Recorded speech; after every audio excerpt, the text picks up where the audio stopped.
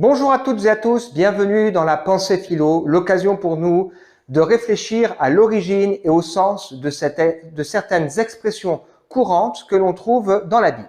Alors aujourd'hui, je vous propose de réfléchir quelques instants à cette expression « Je suis comme saint Thomas, je ne crois que ce que je vois ». On utilise cette expression pour dire que on n'accorde pas sa confiance n'importe comment, on a besoin de preuves avant de s'engager. Ou alors on va utiliser cette expression de manière un peu ironique en parlant de quelqu'un, lui il est comme saint Thomas, il ne croit que ce qu'il voit. Ça veut dire que même en face de multitudes de preuves, d'événements, il a du mal à accepter de nous faire confiance. Alors, tout d'abord, avant de rentrer dans le vif du sujet, de raconter dans quel contexte cette expression trouve son origine, j'aimerais souligner deux éléments importants. Le premier, c'est que cette expression nous montre tout de suite que la foi, finalement, c'est une question de confiance. Savez-vous que le mot foi et le mot confiance sont de la même famille? Avoir foi en Dieu, ça veut dire faire confiance à Dieu. Et puis la deuxième chose, c'est que cette expression montre aussi que la foi ne doit pas être de la crédulité. Il ne s'agit pas ici de croire n'importe quoi, mais évidemment, il nous faut être prudent. Alors venons-en à Thomas. Thomas malheureusement, on lui a collé une mauvaise image, sur la tête. On présente Thomas comme quelqu'un qui est incrédule, alors que Thomas, c'est quelqu'un de profondément croyant. Il fait partie des 12 disciples qui ont accepté de tout sacrifier, de tout laisser pour suivre Jésus pendant 3 ans et demi, le temps de son ministère terrestre, de laisser leur situation pour être à ses côtés. Et la Bible nous parle de Thomas à plusieurs occasions. Elle montre quelqu'un qui, probablement d'une nature un peu sensible, peut-être quelqu'un d'un tempérament plutôt un peu pessimiste, mais qui est profondément attaché à son maître. Ainsi, par exemple, lorsque Jésus apprend que Lazare, son ami, est malade, il décide, au bout de quelques jours, de se rendre à Jérusalem.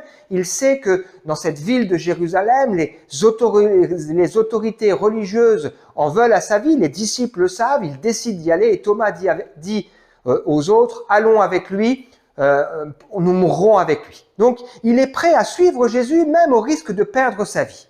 Et puis, à un autre moment dans l'Écriture, lorsque Jésus partage avec ses disciples le dernier repas, il leur annonce qu'il va mourir, Thomas, et on sent son attachement parce qu'il est désemparé en disant « Mais Seigneur, on ne sait pas où il va, on ne veut pas que tu nous laisses. » Et Jésus va donner cette expression très importante « Je suis le chemin, la vérité et la vie. Nul ne vient au Père que par moi. » Alors, d'où vient cette expression « Je suis comme saint Thomas, je ne crois que ce que je vois ».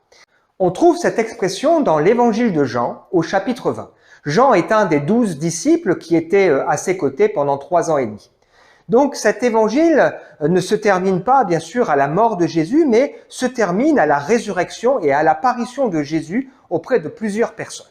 En particulier, Jésus va apparaître à Marie de Madeleine, Marie de Magdala. Il lui apparaîtra, il sera ressuscité. Il apparaîtra aussi à Pierre. Et puis il apparaîtra encore sur le chemin d'Emmaüs auprès de 2 disciples. Les 10 disciples, les 11 disciples sont troublés par les événements qui se produisent. Ils se réunissent encore régulièrement. Et voilà qu'un jour, ils sont réunis à 10. Judas n'est plus avec eux. Et Thomas est absent. Et le Seigneur Jésus apparaît au milieu d'eux. Il sait qu'ils sont troublés. Et il leur dit « La paix soit avec vous. Voyez mes mains et mes pieds, c'est bien moi. » Et donc les disciples assistent à la résurrection de Jésus. Et donc après ce moment, ils rencontrent leur ami Thomas, ils lui disent voilà, on a vu le Seigneur, il est ressuscité. Et Thomas, il n'a pas envie de s'engager n'importe comment, il dit mais moi, si je ne vois de mes yeux, si je ne mets mes mains, je ne croirai pas. Voilà que 8 jours après, il est avec eux et Jésus apparaît une seconde fois. La paix soit avec vous. Et il propose à Thomas d'avancer sa main, son doigt, pour toucher la marque des clous sur ses mains et sur son côté. Et à ce moment-là, Thomas n'est pas du tout un incrédule. Immédiatement, il se jette aux pieds du Seigneur et il reconnaît « Mon Seigneur et mon Dieu ». Jésus profite de cette expérience pour expliquer et nous laisser cette phrase importante « Heureux ceux qui n'ont pas vu et qui ont cru ». L'évangile de Jean enchaîne en nous disant cette phrase que Jésus a fait encore beaucoup d'autres choses, qui ne sont pas décrites dans cet évangile, dans ce livre, mais les choses qui ont été écrites sont suffisantes pour nous permettre de découvrir que Jésus est le Christ, le Fils de Dieu, et d'avoir la vie éternelle en son nom. Alors, plusieurs leçons intéressantes pour nous ici. D'abord, c'est que Thomas, c'est pas un crédule, mais Thomas, c'est quelqu'un qui a la foi et qui a besoin d'avoir des certitudes pour croire. Deuxième chose que nous découvrons ici, c'est que Dieu sait que nous avons besoin de preuves. Et il nous a donné donc des évangiles qui nous racontent ce que Jésus a fait avec des hommes et des femmes comme nous qui ont eu leur moment de questionnement. Mais il nous explique que tout ce qui a été écrit est suffisant pour nous permettre de découvrir qui il est et nous poser la véritable question. Est-ce que je sais où je vais passer mon éternité? Est-ce que j'ai envie de comprendre et de réaliser le plan de Dieu pour le monde, le plan de salut de Dieu qui a envoyé Jésus comme le Christ, son Fils, afin que celui qui place en Jésus sa foi, sa confiance, parce qu'il a des preuves, parce qu'il a des certitudes, puisse recevoir la vie éternelle. L'évangile de Jean enchaînera en disant que si on avait dû écrire tout ce que le Seigneur a fait, les livres du monde entier ne suffiraient pas pour le raconter.